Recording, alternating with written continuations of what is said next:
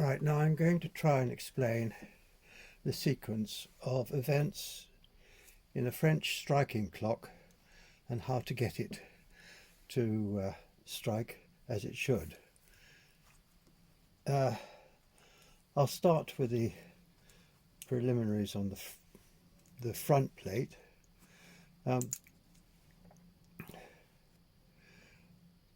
What makes the striking clock strike on time is the rack tail here in conjunction with the rack and the pallet, rack pallet here, which lifts the rack. The key to this is the snail here. If the snail is in the correct position, then the clock will strike correctly. And to get the snail in the correct position, generally speaking, there are three little pin marks on the wheel here, the wheel underneath, and this the 12-hour wheel here on that one. You must line them all up. If there aren't any pin marks on them, then you take it from the midnight or midday and make sure that this hammer here falls into this section here without touching the vertical face, when this detent here drops on the hour. Now it drops on the hour when the lever, you can see here, this little joker here goes onto this first, and on it there are two pins, which you can see, one pin there and one pin there, and the one towards the outer edge denotes the hour because it lifts the detents here higher. So this as that turns around, it lifts this detent higher. And when it's on the hour, as that drops, this hammer here, the rack tail, has to be just clear of the vertical face here, bearing in mind that this will continue to rotate as the clock strikes, and if it's too close to that, it'll trap it and you won't be able to get it. It won't lift, get clear. There's one other thing. Sometimes you'll find that there's a creep in this section here, the snail and the 12-hour wheel here and the minute wheel here, but not that, and the little lifting detent here on the hour and half hour. The one nearest the center is the half hour and the other one is the hour. It creeps forward. If it does that, the only way I found that I can cure it is by taking this clutch, and this is the clutch here. There's a little gap in it here, and the tension is denoted by the gap. So if you squeeze this in, it'll make it a little tighter. So this is the main arbor here, and it's on this arbor that this is part of. And to reduce the size of the clutch, you want to squeeze it, preferably with some brass nose pliers, and do it on the arbor. So the arbor is here. You make sure that the clutch is in the arbor. So you won't over squeeze it then, and so you squeeze it a little each time, and you will reduce the open space. In my case, I found that the open space when I measured it was 2.92 millimeters, And after I'd squeezed it a little, it was 2.88 millimeters. So it's a very small, it's about half a tenth of a millimeter that I reduced it in size, and that stopped it from slipping forward. That's one problem that can come up with these clocks. That is that this section here, that lot, will creep forward and then press against the rack tail, and it won't function properly. Okay. Now, the way that this clock works to strike, the rack tail here, sorry, the rack, not all right, the rack tail falls onto the snail. The snail, the distance it falls, denotes how far this will fall down. When this falls down, the pallet here will then rotate and lift it. And when it's lifted it up to, this is quite important now, when it's lifted it up to its maximum, in other words, this joker here, this little detent here, falls forward and stops it. Now, when it's only lifted a little, this detent here, that's on the half hour, and it doesn't lift it, it doesn't clear, the rack doesn't clear the this detent completely. But when it lifts it further, when this goes further, then the whole of this rack will fall down, and then that will denote how many teeth it's going to engage with, and when it engages with the teeth, it then strikes.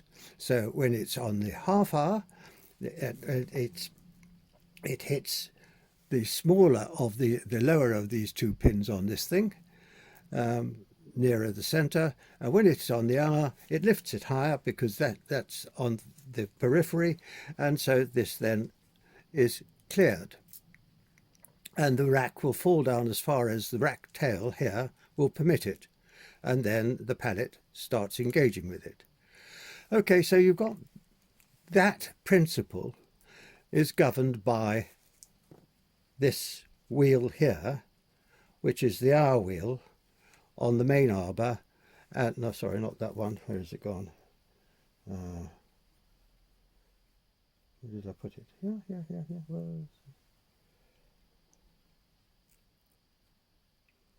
it? Oh, here it is. So this hour wheel denotes when it's going to strike, and that's governed by the rack tail falling on the snail, and the further it falls, the longer this drops down, the more teeth it engages, and so it strikes as it should. Now, the real important piece is this one here, this S-shaped. On the back of that, there's a little lever, which is which I think you can see on there.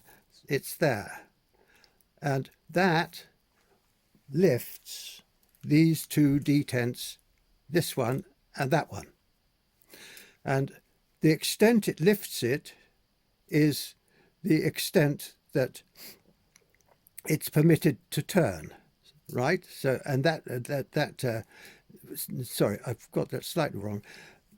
The pin on this falls in between these, and this lifts higher on the hour, and so this will move back further and this will fall down. This Y or V section there of detents is comme ça, right? And on the back of the lower one, here, there's a plate there, and that is activated, or shall we say, it acts as a stop on the warning pin initially, and then as it's lifted higher, as this lifts higher like that, it clears underneath for the warning pin to be able to clear it. Incidentally, this section here on the detent, which arrests the warning pin, must be kept clean and polished. Over the years, it might get a little bit with an impediment on it, and the warning pin may get stuck on it. So that's we're coming to that in a minute. So that is very important to keep that polished so that it's clean and won't arrest the warning pin. Okay, so now we've got the inside of the clock, and here we've got number 3 wheel, which is the one with all the little lifting pins on it, this one here. That, as this turns, it lifts the lever on the striking arm here, and that then activates the hammer, which will then hit the gong or the bell, depending on which one you've got. Now, there's an important sequence in this, in that the lever on this one here, the lower of this, which is here on this little detent, it's this one here, that has to be lifted by the wheel, the 3rd wheel, with all the little pins on underneath, and that will turn and lift it. And as it lifts this detent on that, so the arm of the end of it will lift the hammer. Now, it's important that the position of this little lever on the end of this is in the right place in relation to the pins. It shouldn't be in the middle. Well, in fact, it can't be in the middle. It shouldn't be resting on the next pin. When I say resting on it, any more than just touching it. It shouldn't be in a position where the pin, the wheel has turned and the pin is halfway on the rise, because that means that the hammer is on the rise. So the hammer has got to be on the fall, completed fall, when it's at rest. In other words, it's got to be on the right spot on this wheel with the pins on it, so that it lifts it properly. And the right spot for that, there is usually,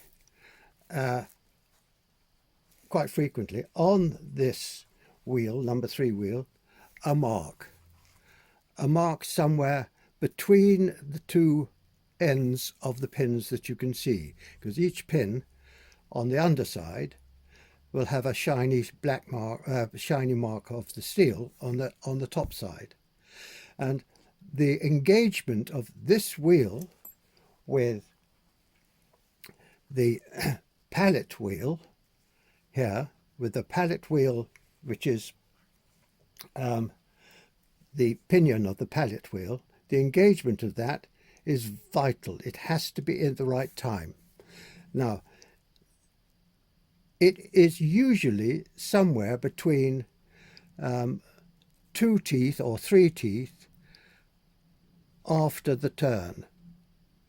No, sorry, before the turn. In other words, this wheel goes round clockwise, and so you want not to have the engagement of the pinion on this wheel on the middle of the end of the pin that comes through, or in the middle of the section there. You must have it 3 teeth before it arrives, about three teeth. Now, that will give the lifting pin on this arbor here time to gather speed and get going to lift the hammer. Now, that is also has to be vital. That is also in conjunction with the position of the rack pallet. And that is, on the other end of that rack pallet wheel, there is a pin. And that is, here we are, this is the rack pallet wheel, and the pallet would be here on there. And the pin that I'm referring to is that pin there on the other side of it.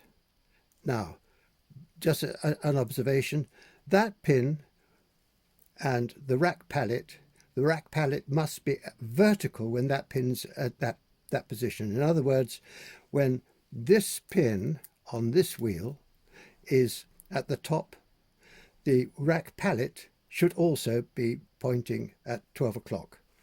And that would mean that the pallet here, the rack pallet here, is in a position which will engage in the teeth without jamming. Now, back to where we were. This pin here, right, which I've just explained, is crucial to the position of the hammer on this wheel here with all the pins on. So that pin must be touching and held by this detent here, this one. And this detent is the one which actually is operated by this joker that we've been talking about before, this little S-bend one. So with this wheel, this detent there must be on it. It must touch it. It must be holding it, so that when this lifts the detent when this is lifted by the detent as it passes the hour, which is this joker here, yep, this will then move out of the way of this pin which is holding it, and so it clicks like that. And this pin will then move about 3 millimeters, just drop down out of the way. And it will then stop. It'll stop because you've got another pin on the 4th wheel, which is here, yep, which is locked is free to move, and it'll spin, but it will then lock against this detent, which I referred to before, which should be nice and clean, and it locks onto there, and that's where it stops for the moment, yep, until the main detent, this detent here, is lifted higher, yep, up by the pin on the bottom of the hour wheel, which is attached to this system here, is lifted higher and then drops. And that will drop right on the hour. It drops because the sequence of this clutch is such that the square head on it is governed by the minute hand, and the minute hand and the square head and that hour pin on the bottom here are all in sync. So when it reaches the hour, that pin will just pass the end of this detent here, that one, and this detent then drops. And when it drops, this little joker here, which I've been telling you about, will clear the pin on number 4 wheel, which has just been just moved a little. And when that happens, we have already established that the pin on the rack pallet is clear of the restraining influence of this detent here. It's clear of that, and this, because this is now clear of the wheel, and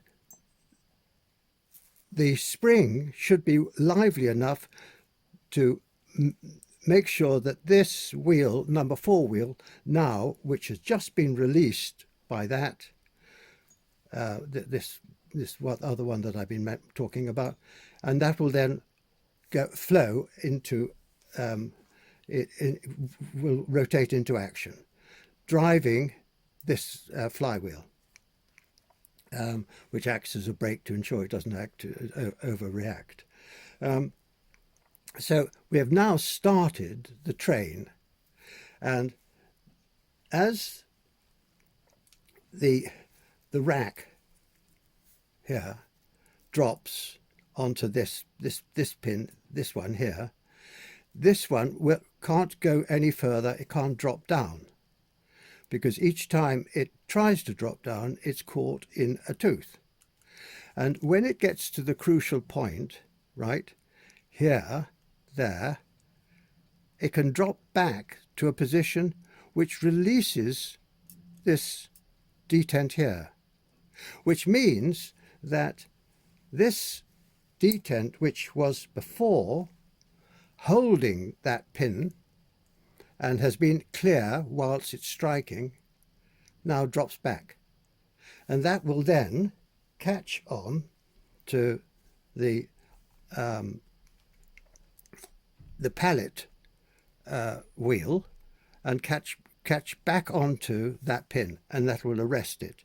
So we have now stopped the strikes, because we've come to the end of the striking, because this rack has now finished falling, has been picked up, and is now arrested by this detent here with the pin on the inside, which now is able to fall back, and because of the spring on this,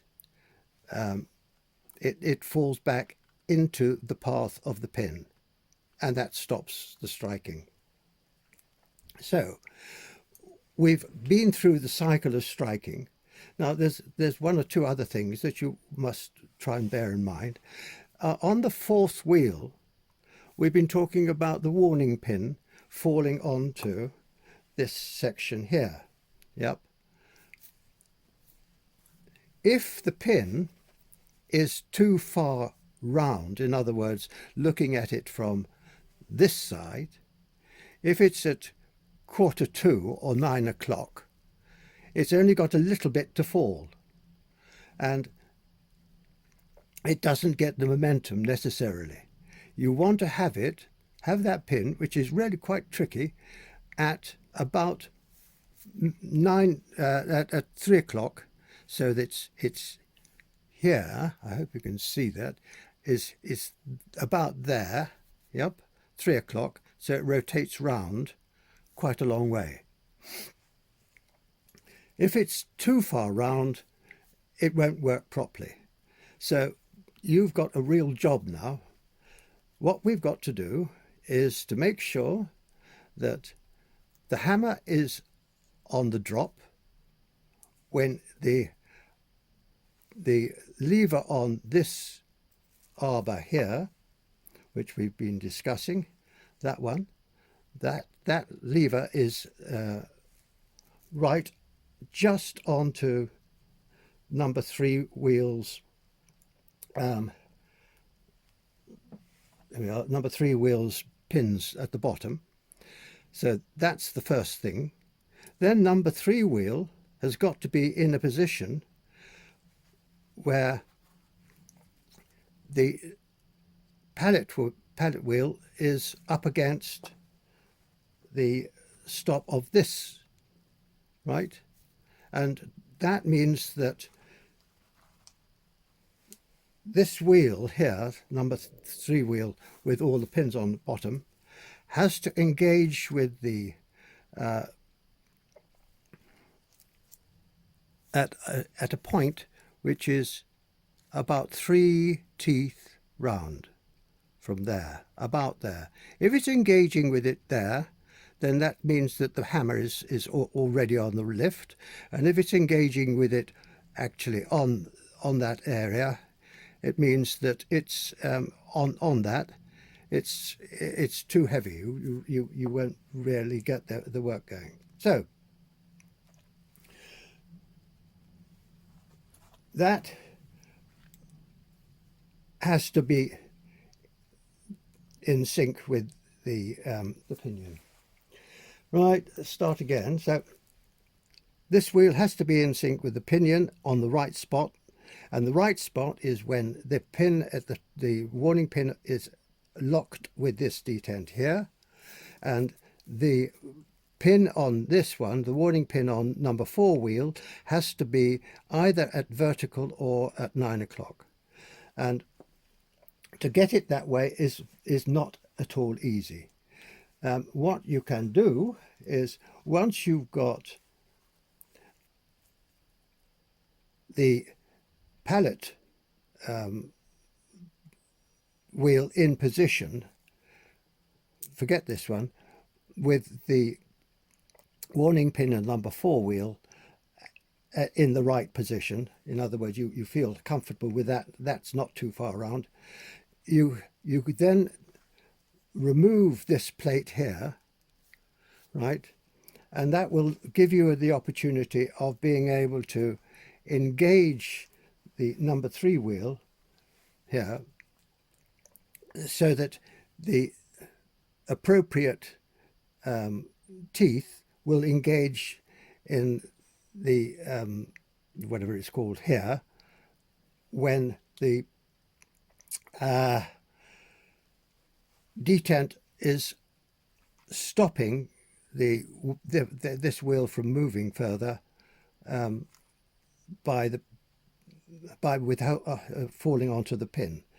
And to be able to get that right, you want to arrest this from moving, the flywheel and these 2 wheels, and they will, the slightest touch will upset them, and they will then upset everything you've got. Now, I put in a paper clip like that.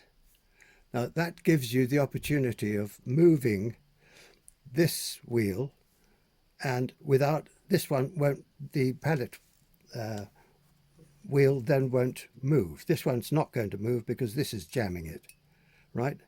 And this one, number 3 wheel, you can pick out and you can move it and get it right so that it's in line with that, spot on.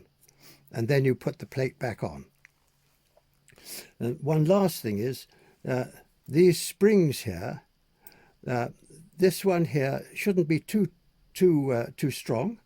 It should just be enough to be able to return this back to a position where it's going to arrest the warning pin.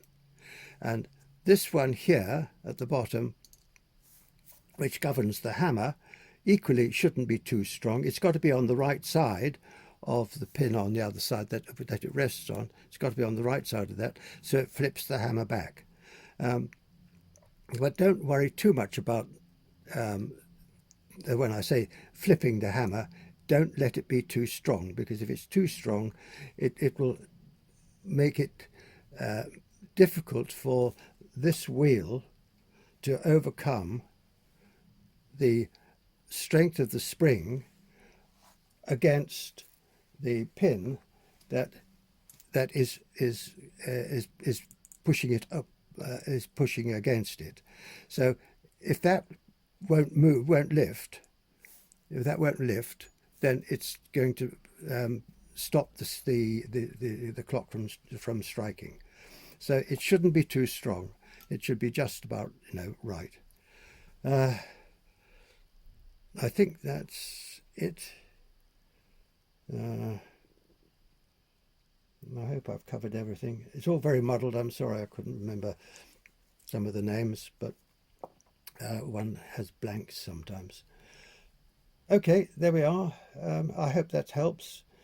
I know it's very confusing, but it's a very difficult sequence to be able to understand. This governs how many when it's going to chime. That is when it falls forward. That means that this detent falls onto the pin there, which is on the pallet, the rack pallet wheel. That prevents it from striking further, but when it's on, when the rack pallet is falling down, it stops it from falling in because the teeth stop it from falling down. But as soon as it gets past a certain stage, then it will drop into it, and it only drops after when it's the half hour. It never really sort of gets into the swing of things. No, the only other thing perhaps is that you've got to make sure that the pin on this one, this joker here, this little pin here, lifts this detent high enough, or rather is lifted high enough by the lower detent, this one, when it's on the hour. And so when it's on the hour, this brings it up like that, and then as it drops off, right, it releases this one, and that will then release this detent here, and it'll run through to strike it, just to the striking the hour. Well, I hope that helps. We'll see.